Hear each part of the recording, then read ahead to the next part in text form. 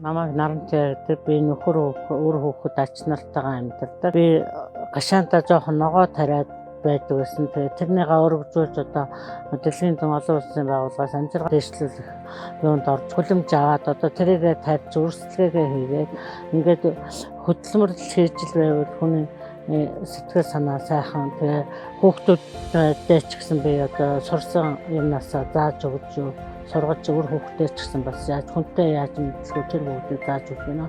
Сургалтууд бол маш их сайхан сургалтууд хамрагдсан би одоо тэгэл тэр сургалтанд сууж байхад бол тэгэл оюутал тэгэл элдв хангаа янз бүрийн сайхан сургалтнууд тэгэл оюутал ногоо тарих тэгэл бүх юмнуудыг биднээс тэр асуулга өдр явуулж биднэртэй хамтран ингэж ажиллаж байгаа болохоор сайн байна. Ногоо цагааг бол хөдөлмөрлж ажил тарж ургуулж авч өөр хүүхдтэй өгнө өгөхөөс зүгээр бэлэн юм харж суух хэрэггүй байна.